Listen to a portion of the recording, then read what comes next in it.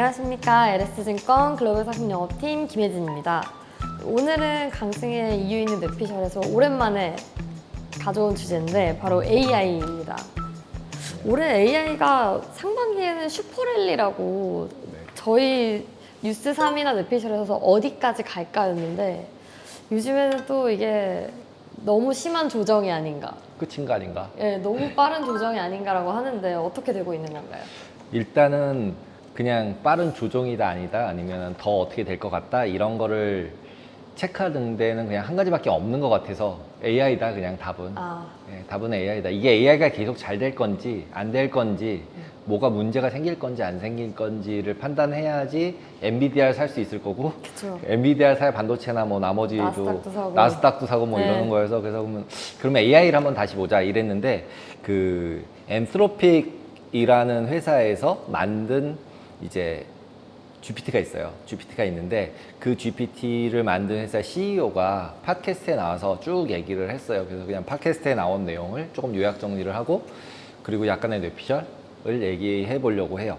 일단은 뭐 다 아시겠지만 챗GPT 오픈 AI 만들어진 거 있고 그리고 제미나이 구글이 만든 거 있고 코파일럿 이거는 이제 저는 그냥 다 무조건 오픈 AI가 만든 건 줄 알았는데 그 깃허브와 오픈 AI가 만든 거라고 써 있고 마이크로소프트라고 써 있더라고요. 이거 누가 만든 거야 그랬더니 그래서 조금 다른 건가? 오픈 AI 챗GPT랑 뭐 이런 생각이 들었었어요. 저는 그냥 오픈 AI 챗GPT가 들어있는 거라고 생각했었거든요. 근데 조금 다른가 봐요. 그리고 클러드라는 게 이제 엔트로픽에서 만든 건데 이 엔트로픽이 만든 이 클러드는 오픈 AI에서 일을 하다가 이제 영리화 한다 그러자마자 퇴사한 사람들끼리 만든 새로운 회사예요. 그래가지고 뭐 구글 뭐 이런 데서 이제 펀딩을 한 번에 시작하시면서 또 이렇게 펀딩 많이 받으셔가지고 이제 GPU 쫙 사셔가지고 바로 시작해서 만들기 시작한. 그러니까 약간은 공공성 이런 거에 되게 중요시하는 분들이 나왔을 것 같다라는 생각이 들어요. 그래서 거기 CEO가 이제 다리오 아모데이라는 분인데 되게 젊죠. 이분이 쭉 얘기를 해요. 그러면서 포커스는 안정성이라는 부분하고 윤리적인 부분. 두 가지를 계속 얘기를 하고 이게 도전스럽다. 도전이라는 얘기는 어떻게 될지 모르겠다는 얘기잖아요.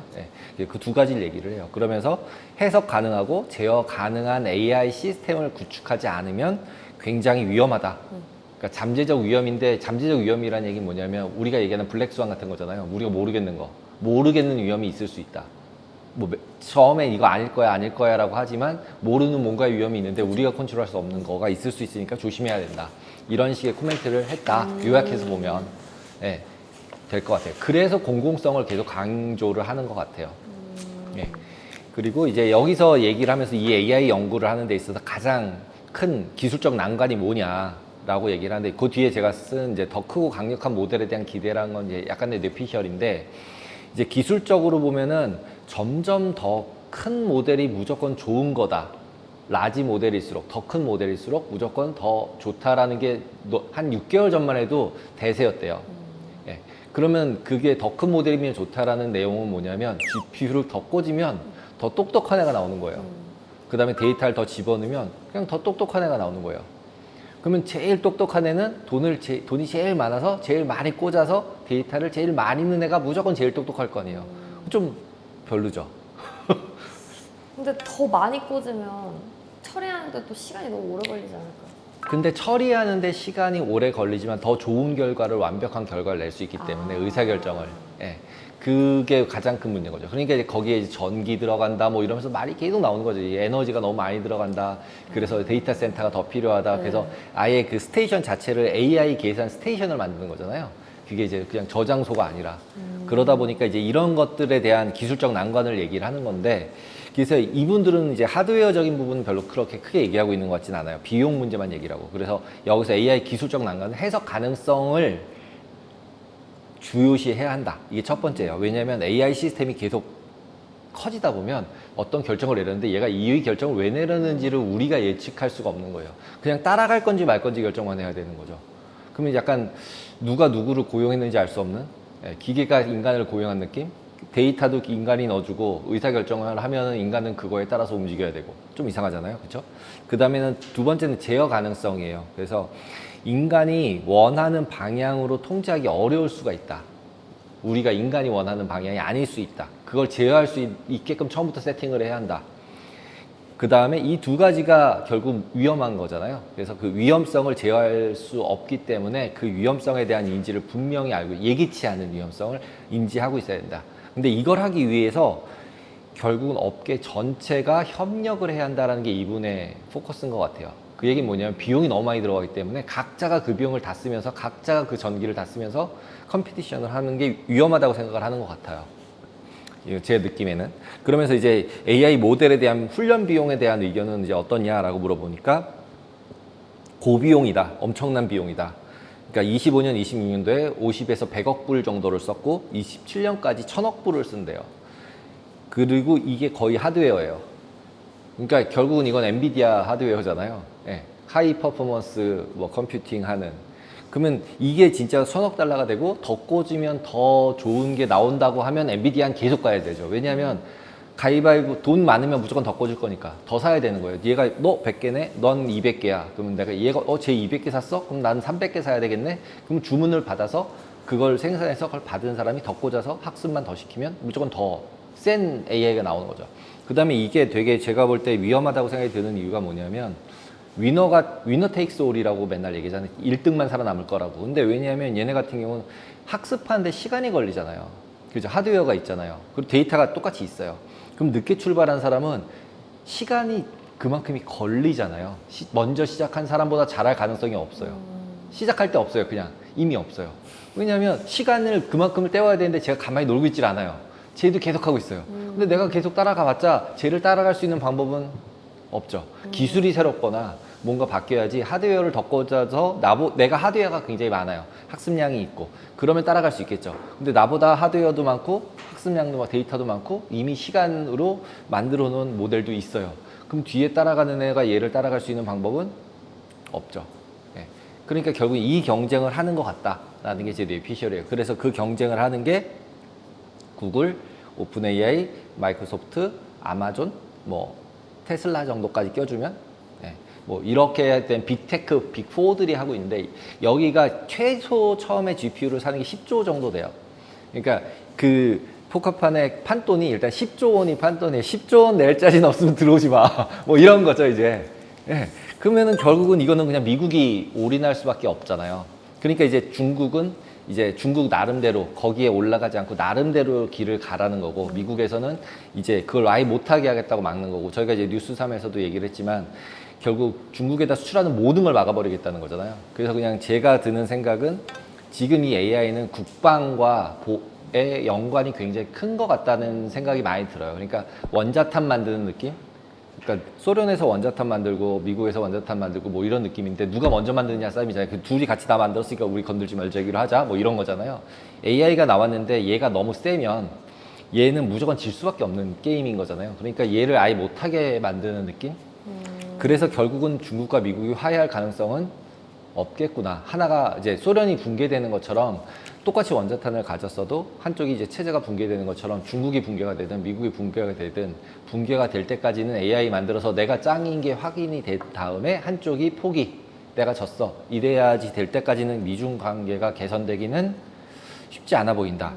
근데도 불구하고 기업들은 계속 그 엔비디아 같은 경우도 중국용 칩을 따로 만들고 계시잖아요. 그러면 다시 오르잖아요. 중국에 못 팔게 할게 그럼 내리고 중국에 팔 수 있는 칩 난 만들 거야.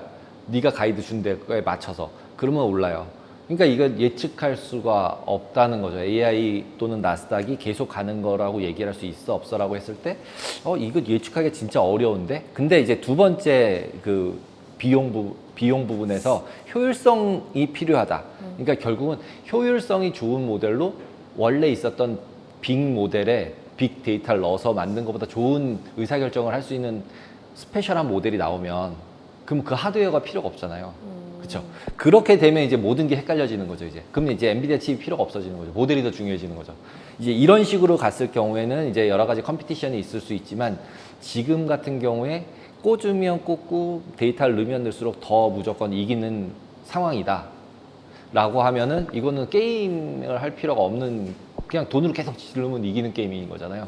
그러니까 이거는 조금 아닌 것 같은데 이런 생각은 드는데 지금 이제 미국 같은 경우는 그걸로 가고 있다라고 보셔야 될 것 같고 이런 엔트로픽 같은 경우는 이런 고비용 문제를 해결해야 한다는 거예요. 산업끼리 같이 협력을 해서 하나를 만들어서 그래서 오픈 AI도 원래 공공으로 만들려고 했던 것 같아요. 지금 이걸 쭉 듣다 보니까 왜냐하면 돈이 너무 많이 들어갈 거고 만들고 나면은 그냥 위너 테이크스 올인 거고 그러면은 결국 공공성을 가지고 있어야 된다라는 얘기랑 맞더라고요. 그리고 이제 꼭 여기서 얘기가 아기처럼 천천히 접근할 것이라는 표현을 쓰는데 참 좀 그래요. 그러니까 얘를 잘 다뤄야 된다는 거예요. 예.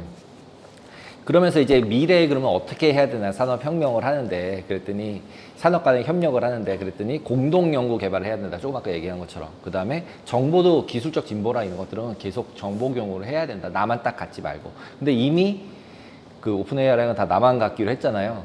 나만 갖기로 해서 이미 이것도 안 되고 있는 거예요. 그 다음에 규제가 필요하다. 이래서. 그래서 정부의 협력이 필요하다고 얘기를 해요. 그래서 EU 같은 경우는 이미 이 가상 그 인공지능 관련돼 있는 부분에 대한 법들이 이제 독과점으로 통해서 이제 법들이 계속 나오고 있어요. 이미 오픈이 되기 시작을 했고요. 그 다음에는 이제 인재도 부족한 거예요. 이게 굉장히 어떻게 보면 스페셜한 친구가 스페셜하게 만들어줘야 이게 더 빨리 발전할 수 있다 보니까 인재를 양성하기 위한 교육기관도 필요하고 그렇게 양성된 인재들을 쉐어하는 그런 모습이 중요하다. 이렇게 얘기를 한 게 6월 26일이었어요. 이 팟캐스트가. 그랬는데 7월 15일에 뉴스가 나왔어요. 스트로베리 들어보셨어요? 스트로베리는 인간 추론 능력에 근접한 스트로베리라는 모델이 새로 나왔어요. 오픈 AI에서. 그리고 비밀이래요. 내부에서도 작동 방식을 공유하지 않는데요. 네. 그래서 철저히 비밀로 수행되고 있고 그래서 이게 뭐냐라고 얘기했을 때 샘 알트만이 올 초에 AI에서 가장 중요한 발전 영역이 추론 능력인데 그게 될 것 같다라는 식으로 얘기를 했었는데 그거의 1차 버전이 나온 거가 이거 아니냐라고 얘기를 하고 있어요. 그래서 이 추론 능력이란 건 기존에 챗GPT는 데이터를 땅땅땅 넣으면 그냥 그거에 맞춰서 다음번에 확률적으로 제일 많이 나올 거는 땅땅땅 넣어준 건데 얘는 우리 인간처럼 생각을 하는 거죠. 이렇게 됐으면 이렇게 될 것 같아. 이렇게 됐으면 이렇게 될 것 같아. 그냥 확률상 분포를 갖다 넣어주는 게 아니라 진짜 생각을 하는 거죠. 추론이니까. 그래서 이제 약간 이제 직관인 거잖아요, 추론은. 그래서 이런 것까지가 이게 되는 거냐라는 부분에 있어서 조금 이제 무서운 느낌도 있어요. 이런 와중에 이제 뉴스들 몇 개가 이제 더 떴더라고요. 그래서 제가 가져온 게 조금 아까 말씀드린 반독점 우려에 따라서 마이크로소프트는 챗GPT에서 이제 이사해서 나왔어요. 이게 이제 너 코파일럿이랑 챗GPT 같이 하는 거니까 그럼 너 이제 독점이야. 이렇게 때릴까봐 이제 분리 나왔어요. 그러니까 이제 독점을 무서워하고 있는 거죠. 이미 마이크로소프트만 해도. 그리고 미국이나 유럽에서는 독과점이 굉장히 큰 영향을 미치니까 실제로 뭐 마이크로소프트를 쪼개라, 애플을 쪼개라 이럴 수 있는 나라잖아요. 독과점 일을 방지하겠다고 하면. 그래서 그 부분이 계속 이제 포커스가 되고 있다라는 부분. 왜냐면 이제 주가지수 투자하려고 하면 나스닥을 사려고 하면 저런 게 하나 나와가지고 애플이랑 뭐 이런 데가 몇 개가 빵 하고 빠지면 빨리 슛을 쳐야 되잖아요. 그러니까 그런 뉴스를 좀 보고 있어야 될 것 같다. 그 다음에는 이제 중국이랑의 관계 조금 아까도 말씀드렸지만 지금 챗GPT가 홍콩에서도 막혔대요. 안 된대요. 그러니까 지금 페이스북이 홍콩은 되는데 중국은 안 되거든요. 근데 지난달인 몇 달 전에 페이스북이 홍콩에서 막혔다는 얘기가 잠깐 있었어요. 그랬는데 GPT는 막혔대요. 근데 이게 중국이 막은 게 아니라 미국이 막았어요. 그게 가능한가요? 예? 그러니까 오픈 AI한테 챗GPT를 중국 IP가 들어오는 거를 못 쓰게 미국이 막은 거예요. 그러니까 이게 그 하드웨어만 파는 거를 막은 수준이 아니라 소프트웨어도 못 쓰게 막은 거예요. 그리고 지난번에 바이든 나와서 얘기했던 것도 클라우드를 마이크로소프트나 아마존 클라우드를 쓰는 게 미국의 리소스를 쓰는 거라는 거예요. 그러니까 중국에 못 쓰게 해라. 이런 식으로 하는 바람에 이제 아작난 건데 이제는 소프트웨어도 못 쓰게 하겠다는 거잖아요. 그러면 진짜 중국은 각자 도생으로 다 새로 만들어야 돼요. 그러니까 지금 이제 이번에도 그래서 삼중전에서도 그 과학기술의 이제 독립성 뭐 이런 거 스스로 독립해야 된다 미국에서 그게 계속 하는 게 지금 이런 것들을 계속 다 하고 있다는 얘기예요. 그 다음에 이제 그래가지고 연내에 홍콩판 챗 GPT를 중국에서 새로 만드나 봐요. 그래서 이제 어떤 결과치가 나올지 모르겠지만 근데 이렇게 된 이유가 오픈 AI에서 그냥 접속 차단해버린 거예요, API를. 그 다음에 지금 중국에서는 또 이제 원래 VPN 써가지고 IP를 바꿔가지고 딴 나라인 것처럼 들어가잖아요. 그거가 전화기에 깔려있으면 중국에서는 잡혀간대요, 이제. 예. 그래서 되게 이쪽 관련해서는 중국과 미국과의 그 그 알력이라 그래야 되나? 이 대립은 굉장히 심할 수밖에 없을 것 같고, 이거는 결국은 안보 문제와 직결될 거고, 그럼 이제 지금은 갑자기 뭐 대만 공격하느니 뭐니 이런 얘기 되게 많았었는데 지금 대선 가면서 갑자기 훅 없어졌잖아요. 그러니까 언제든지 튀어나올 수 있잖아요. 이제 이런 부분. 그 다음에는 그게 어떻게 생각하면 트럼프가 얘기한 것처럼 대만 내가 지켜주니까 돈 내놔 이거잖아요. 우리한테도 돈 더 내라 그러겠죠. 대만도 내라 그랬죠. 안 내면 나 그냥 간다 뭐 이러는 거잖아요. 예. 용병인 거죠. 그러니까 이제 진짜로 아메리카 퍼스트, 그러니까 다 돈 내고 살아 뭐 이런 걸로 갈 것 같아서, 그러려면 달러 패권을 하면 안 되죠, 그죠? 그래서 이제 좀 여러 가지로 복잡한 상황이 연출될 가능성이 좀 높아 보인다라고 생각을 합니다. 그리고 이제 두 번째로 가져온 토픽은 이게 나스닥을 팔고 러셀을 사는 트럼프 트레이드가 유행이었다라고 시작을 했는데, 시작하자마자 너무 빨리 왔어요. 너무 빨리 와가지고 이거를 지금 레벨에서 들어갈 수 있느냐라고 봐야 될 수준까지 빨리 왔고, 그 다음에 그 상황이 진짜로 CPI 때부터 온 거냐라고 생각을 해보면, 지금 우리가 눈에 띄는 시기는 CPI 때부터였어요. CPI 때 피격했을 때. 지금 밑에 차트 보시면 CPI 딱 되자마자 밑에 보시면은 금리가 밑으로 확 내려가고, 그 다음에 CPI 0.1 나오니까 금리 인하할 거야. 그래서 맨 밑에 밑으로 확 내려갔거든요. 그러면서 주가들도 나름 상승을 하고, 그러면서 근데 엔비디아는 근데 확 빠졌어요. 잠깐 오르다가 확 내려갔어요. 이날부터 나스닥이 망가지기 시작을 한 날짜거든요. 그래서 제가 생각했을 때는 일단은 이제 엔비디아나 그 빅테크 쪽의 주식들이 이렇게 빠진 이유가 과연 CPI 때문일까라는 물음표가 약간은 던져졌었어요, 개인적으로는. 그 다음에 딱 피격했을 때, 트럼프 피격했을 때 노란색이 뭐냐면 비트코인이에요. 피격했을 때 제일 빨리 반응한 건 비트코인이었다라는 거랑, 그 다음에 러셀이에요.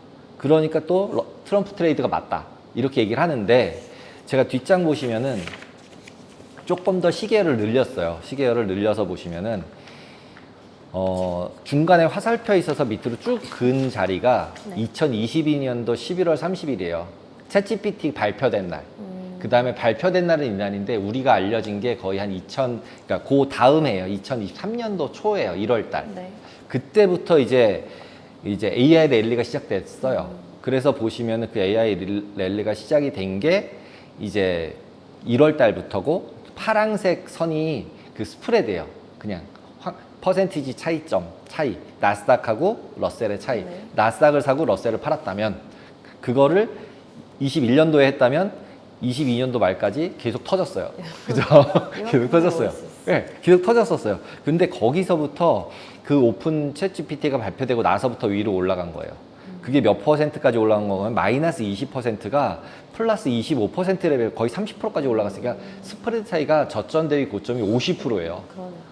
그런데 지금 제가 작년에 들었을 때 헤지 펀드들이 그러니까 올해 작년 엄청 돈을 많이 벌었대요. 그게 다 이 트레이드였어요.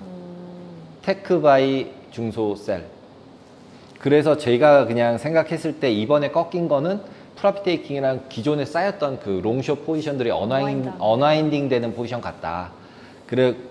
그런 생각이 들었어요. 그러니까 곧 트럼프 트레이드도 아니었고 그 다음에 그런 금리 때문에 일어난 일도 아니었다. 지금 우리는 이제 보통 이제 러셀이 펀더멘탈에 이게 또 얘기가 되는 게 뭐냐면, 하반기의 성장률, 실적 증가율이 실제로 빅테크들은 실적 증가율이 막 40% 됐었는데, EPS가 그랬는데 그게 이제 한 20%, 30%대로 내려왔어요. 근데 그 외에 S&P 500 중에 매그 7 빼고 493 애들은 493을 다 더하면 실적이 마이너스였어요.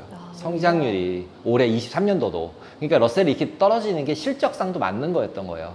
그랬는데 하반기서부터 이제 실적이 돈대요. 실적이 돌아서 493이 플러스로 돈대요. 1, 2%씩 플러스로 돌고, 여기는 40%씩 있던 게 25, 25 뭐 이렇게 준대요. 이제 쓸 걸로 가이던스가 나온 거예요, 지금. 그러다 보니까 이제 그러면 하나는 순이익 증가율이 줄어들고 한쪽은 순이익 증가율이 늘어나니까 이제 포지션을 걷어도 되잖아요. 펀더멘탈리 봤을 때도 더 이상 이제 위로 올라갈 건 없다는 거죠. 이제 빅테크가 저렇게 순이익 다 늘렸고 이미 사전 계약 다 받았는데 더 올라가긴 어렵다는 거죠. 그러니까 스토리상도 말이 다 되는 거죠. 근데 차트상으로 딱 그래서 보니까 그냥 시작할 때 AI로 시작해서 그냥 AI로 여기까지 왔고, 프로핏 테이킹을 하는데 거기에 펀더멘탈한 논리까지 보태면서 엑시스를 하고 있는 거죠. 그러니까 되게 잘했구나. 나는 뭘 하고 있었을까? 뭐 이런 생각이 드는 거죠, 이제. AI는 엑시트 한 거면 뭐 더 안 간다고 판단한 더 위로 못 간다는 거죠. 그쵸. 예, 못 간다는 거죠. 그러니까 전체가 가면 갈 수 있는 거지만 나스닥만 가고 러셀은 못 가는 상황은 아닌 거라는 거죠. 지금 이렇게 간다는 얘기는. 이게 요즘에 또 시황에 많이 나오는 순환매도 라는 단어가 있죠. 이게 이게 그 똑같은 말인가요? 얘기죠. 그 이 말이는 현상인가요? 거의 똑같은 거죠. 순환매죠. 나스닥을 팔고 러셀을 사는 건데 그게 사람들이 볼 때는 이게 롱숏인지 아니면 한쪽에 그쵸. 샀던 그거는, 매수가 네. 일로 돌아가는 건지 알 수가 없잖아요. 그쵸. 그러니까 헤지펀드라면 롱숏을 항상 하니까 나스닥을 기존에 사고 러셀이나 중소형주를 팔아놨던 거를 언와인딩 하면은 숏 커버하고 롱 팔고 이러면서 나스닥은 더 밀리고 예. 그리고 나스닥이 더 빨리 올라가는 이유는 제가 봤을 때는 러셀의 거래량이 너무 적어요. 그쵸. 그러니까 이게 크기가 지금 러셀 2000이 애플 하나랑 시가총액이 비슷할 거예요. 예. 그러니까 이게 게임의 룰이 그러니까 숏 커버할 때 빨리 커버를 못하면 잘못하면 러셀은 많이 올라갔을 때 커버할 수밖에 없어지잖아요. 헤지펀드도 뭐 다 같이 우리 이렇게 하기로 하자 이런 게 아니잖아요. 각자 경쟁이잖아요. 그죠. 그러면 내가 빨리 걷어야 되는 거잖아요. 그러니까 제일 빨리 걷은 애들이 이번에 걷는 애들이 제일 빨리 걷지 않았을까라는 뇌피셜을 해봅니다. 알겠습니다. 그리고 이제 지금 조금 아까 얘기 나왔던 이제 이게 과연 트럼프 트레이드냐라고 하는 부분을 다시 한번 체크를 해보려고 이제 트럼프 4대 정책 쟁점 네 가지를 가져봤어요. 이게 뭐냐면 세금 감면, 개인하고 법인세 줄이겠다는 거, 낮추겠다는 거, 그 다음에 관세 인상하겠다는 거, 그 다음에 에너지 정책이 좀 달라요. 거기서 제목도 있더라고요. 미국 최우선 에너지 정책 해석하면 딱 이런 이름의 정책도 있더라고요. 그래서 이거의 이 에너지 정책의 표명에서도 뒤에 설명하겠지만 전기하고 원유 부분을 계속 얘기를 하고 있고 그러면서 이제 금융기관에 이제 바젤 3 하는 거 규제 완화하고 가상자산도 규제를 완화하려고 한다라는 식의 코멘트가 있었어요. 그래서 그 하나하나씩을 살짝 보면은 이 자료는 이제 증권사들 삼성증권, 신영증권에서 나온 이제 트럼프 2.0 대비된 리포트들에서 제가 진짜 차트들을 몇 개 그냥 제 마음에 드는 것들을 잘라봤는데 이제 원래 트럼프가 들어왔을 때 저 TCJA라는 법 2017년도에 시켰었는데 그게 세금 감면하고 일자리 개선하는 법이었는데 그걸 연장하고 영구화하겠대요. 영구화. 예, 그래서 이 영구화가 됐을 때는 실제로는 법인세가 계속적으로 낮아지는 쪽으로 갈 수 있을 거고 그 다음에 최저세율도 소득세율이나 이런 세율들 최고소득율도 계속적으로 내려갈 수밖에 없는 상태가 될 거다. 근데 이제 이렇게 되면 너네 돈 어디 써서 하는데 뭐 이렇게 나오는 거잖아요. 그랬더니 관세로 거둘게 뭐 이렇게 얘기를 하고 있는 거고 그러면 관세가 어땠나를 보시면은 그냥 미국 최우선주의로 가겠다는 거예요. 보편관세라는 게 지금 이제 3%에서 5% 정도 되는데 10% 고정해서 최저를 찍어버리겠다는 거. 그 다음에 301조가 이제 그 중국 같은데 내가 딱 찍어서 품목 정해서 60% 때릴게. 이거 301조. 상호관세는 뭐냐면 너가 나한테 수출할 때 10%였으면은 나도 너한테 할 때 10%. 너랑 나랑 똑같아야 돼, 세율. 이런 거죠. 자동차 수출한다 그러면 자동차 똑같이. 그러니까 상대방 수입 관세율하고 다 맞추겠다는 거죠. 그래서 옆에 보시면 대중하고 대미, 미국하고 대중 보면은 의외로 미국이 대중 관세가 낮았었어요. 중국이 관세가 되게 높은가 봐요. 저도 몰랐었는데. 그래서 중국이 높은 관세를 다 위로 올리고 있는, 따라가고 있는 상태다라고 보시면 되고 다 관세율이 올라가거나 내려가는 것들이 이제 쭉 보이시잖아요. 그래서 보시면은 공화당일 때는 주황색이어서 다 올라가요. 거의. 한 군데 빼고는 다 올라갔어요. 레이건 때 빼고는. 그러니까 원래 이게 트럼프가 한다라고 얘기하기보다는 그냥 공화당의 정책이고 민주당의 정책이고 그 다음에 그거를 맨 앞에 서서 내가 하는 걸로 해서 밀어가고 있구나. 그러니까 어떻게 보면은 이렇게 우리는 트럼프만 보고 뭐 해리스만 보고 있지만 그 안에서의 정책들은 그 띵크탱크나 이런 데서 되게 공부 많이 하신 분들께서 이렇게 잘 마사지를 해서 하고 있는 거지 이렇게 말을 막 한다 그래서 막 하는 건 아닌 것 같다? 이런 생각이 들었어요. 그 올린다 그런 게 옛날부터 한 거였네? 뭐 이런 거죠, 이제. 그러니까 원래 그 정책을 수립할 때 컨시스턴시가 있는 것 같아요. 제가 봤을 때는. 뭐 이런 것도 뇌피셜이긴 하지만. 그리고 이제 세 번째로 에너지 정책 같은 경우 보시면은 미국 최우선 정책을 하는데 고비용 친환경 대신에 화석연료 써가지고 코멘트가 딱 이래요. 화석연료 써가지고 전 세계 최저가 전력 공급해서 산업을 지원하겠다. 예. 그러니까 제조업 다 우리나라로 들어와라. 예.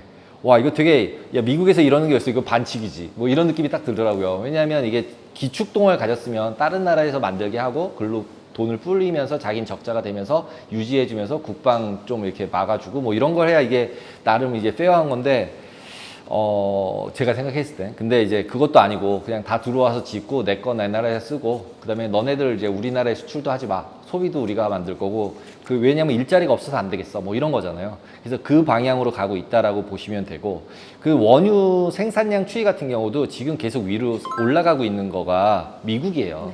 왼쪽에. 그러니까 저도 이렇게까지 일일당 배럴량이 차이가 많았었는지를 전 비슷하다고 생각했었거든요. 근데 이번에 보니까 이미 벌써 15년 정도서부터 뒤집혔고, 그러니까 쉐일을 나온 다음부터 전 뒤집혔다고 생각했는데 쉐일 나오기 전에도 뒤집혀 있었던 거예요, 결국은. 예. 그래서 지금 아까 그 커머디티에서 얘기했었지만 그 밑에 보시면은 사우디나 이런 데 맨날 감산한다고 해서 줄이고 있는데 미국은 계속 올라가죠. 증산 계속하고 있잖아요. 그러니까 자기네 나라에 쓰고 있는 기름값은 계속 빠지는 거고 그 다음에 가스도 원래 미국은 자기네 나라에서 다 파서 쓰니까 그래서 이거 미국만 너무 좋은 것 같은데 뭐 이런 느낌입니다. 그리고 옆에도 보시면은 에너지원 같은 경우도 석탄 쪽을 굉장히 줄이고 석유 쪽을 완전히 줄여놨어요. 그죠? 석유 석탄이 완전히 줄어들고 있잖아요. 근데 지금 이 줄여진 부분을 이제 다시 올리겠다고 얘기하는 거여서 이렇게 되면 전기값까지 싸게 주면 우리나라도 실제로 산업이 잘 됐던 이유 중에 하나가 한전에서 우리 개인한테 주는 전기값하고 공장에 주는 전기값하고 다르잖아요.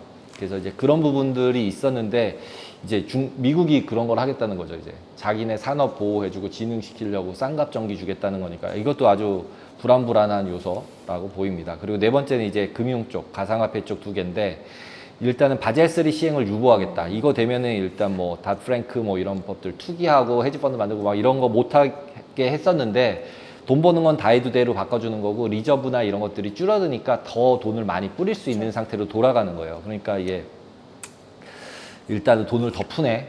뭐 이런 느낌이죠, 이것도. 그 다음에 두 번째 같은 경우도 헤지펀드나 자산운용사들의 규제 시행을 이제 유보하겠다라고 얘기해요. 그러니까 이게 규제를 유보한다는 얘기는 뭐냐면 레버리를 더 주겠다는 얘기예요. 결국은 건전성을 유지하기 위해서 계속 규제를 만들어서 막았는데 이걸 이제 풀어주겠다는 거죠. 예, 이렇게 된 게 서브프라임이 나오면서 너네들 너무 방만해서 하지 마 이런 건데 그걸 계속 이제 풀어주는 상태가 되고 그러다 보면 이제 자산 간의 이동도 되게 많아지고 이러는 와중에 뭐 이제 뭐 비트코인 ETF도 나오고 그다음에 뭐 RWA도 나오고 이러면서 이제 코인 관련된 가상화폐 관련돼 있는 이제 규제들이 계속 이제 생기고 있잖아요. 근데 그 규제를 포커싱하고 있는 게 SEC 의장이거든요. 근데 SEC 의장을 이제 자르시겠다고 공공연히 얘기를 하고 계시기 때문에 거기다 이제 부통령도 또 이제 나 비트코인 얼마 가졌어요 이런 거 선언하는 사람이 지금 된 거잖아요.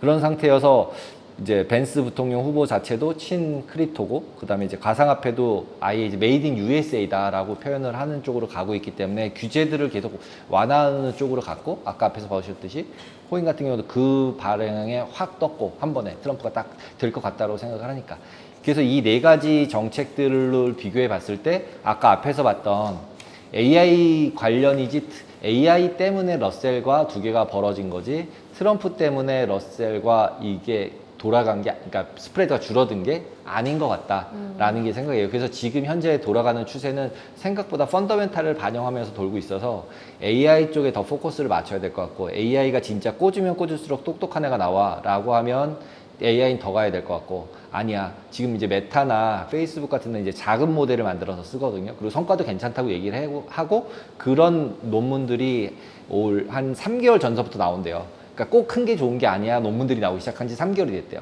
예, 그러니까 이쪽이 이기면 실질적으로 하드웨어 판매가 좀 줄어들고 소프트웨어 쪽은 괜찮을 테니까 오히려 엔비디아나 하드웨어들은 좀 힘들어지고 그리고 이제 나머지 서비스 쪽은 오히려 올라가는 그러면서 생각해보면 애플은 대단하다. 애플은 GPU 안 사잖아요. 너네들 거 내가 골라서 써줄게 이렇게 바꾼 거잖아요. 그래서 어떻게 생각하면은 미국 주가 지수로 봤을 때는 그냥 이제 횡보 수준 같이 갈 수도 있겠다. 이게 뭐 하드웨어가 좀 무너져도 소프트웨어가 좀 올라가고 이러면서 갈 수도 있겠는데 그래서 결국 AI 쪽에서 모델을 어떻게 만드느냐에 따라서 지금의 이 부밍이 얼마나 더 갈 수 있을지를 예측할 수 있을 것 같아요. 근데 그게 되게 이제 완전 전문가, 완전 오른쪽에 있는 테크 가이가 아니면 솔직히 저희가 이게 건너 듣는 거잖아요. 그러니까 이게 건너 들어가지고서 이거를 알아서 잘 따라갈 수 있을까? 라는 부분이 조금 들기는 하지만 전체 그림이나 아니면은 트렌드는 쫓아가면서 포트폴리오 조정을 좀 해야 될 것 같다. 그리고 이제 더 불확실성이 심해지고 있기 때문에 금이나 아니면 뭐 가상자산이거나 뭐 채권이거나 이런 부분들을 잘 분산해놔야지. 예전처럼 이제 그냥 TQQQ 하나면 무조건 위너였잖아요. 딴 거 하면 안 됐었잖아요. 23년도. 딴 거 하면 무조건 걔를 비트할 방법이 없었어요. 그랬는데 지금 이제 지금 트럼프 때서부터 뒤로 가는 시기는 불확실성도 너무 커지고 있고 그렇기 때문에, 그리고 이제 너무 이제 오버 액션이 돼 있는 상태고 AI가 그렇기 때문에 조금 더 리스크도 좀 분산도 하고, 잘 모를 때는 분산하거나 아니면 현금 비중 높이거나 이거 두 가지밖에 없으니까 그런 시기로 좀 돌아가고 있지 않나라고 생각이 듭니다. 오늘 뇌피셜 들으면서 든 뇌피셜은 트럼프가 하도 블록화를 하니까 오히려 빅테크 기업은 독점을 해야 되는데 글로벌 독점 기회를 차단시킨 거 아닐까요? 독점할 수 있는 능력은 있는데. 그러니까 나만 쓰면 된다는 거잖아요. 근데 이제 제가 그냥 이거 계속 보면서 느낌이 전쟁할 것 같은 느낌도 들어요. 예. 그러니까 이게 전쟁화되지 않았으면 좋겠는데 이런 느낌. 왜냐면 이제 드론 가서 싸울 거 아니에요. AI가 만든 드론끼리 싸우는데 머리 좋은 AI가 드론 공격하는 거를 이길 수 있는 건 없잖아요. 그러니까 이거는 그냥 국방으로 볼 수밖에 없는 것 같고, 말보다 원래 주먹이 가깝잖아요. 예. 한국만 가가지고 때리면 끝인 건데 어느 나라나 지금 그것 때문에 미국을 제일 무서워하는 건데, 이제 그 항공모함 딴 길로 가게 하는 거 아니에요. AI로 조종해서. AI 회사들은 싫지 않을까요? 그래서 거버먼트 AI라는 게 나와요. 예, 예. 정부 AI. 그러니까 이제 그래서 이게 어디서 어떻게 될지를 전혀 모르겠고, 그리고 너무 이제 혼자 독식하려는 아주 나빠 보이는 느낌이어서, 저러면 이제 로마 망하는 것처럼 그 나라 안에서 내분이 일어난다거나 이제 그리고 이제 미국은 다 총 들고 있잖아요. 예, 그러니까 이제 다 같이 민병대를 조직하면 군대도 이길 수 있는 유일한 나라예요, 미국이. 네. 예, 미국은 헌법에 총기 보유를 가진 게 국민들끼리 모여서 정부를 뒤집을 수 있어야 하기 때문에 총기를 보유하는 나라이기 때문에, 예, 다른 나라와는 차별성이 분명히 있는 것 같습니다. 네, 상당히 급진적인 뉴스. 네. 네, 오늘 뇌피셜은 이렇게 대선 관련 이슈도 한 번씩 짚어보면서 또 AI의 펀더멘털도 점검해 볼 수 있는 유익한 시간이었던 것 같습니다. 오늘도 시청해주셔서 감사합니다.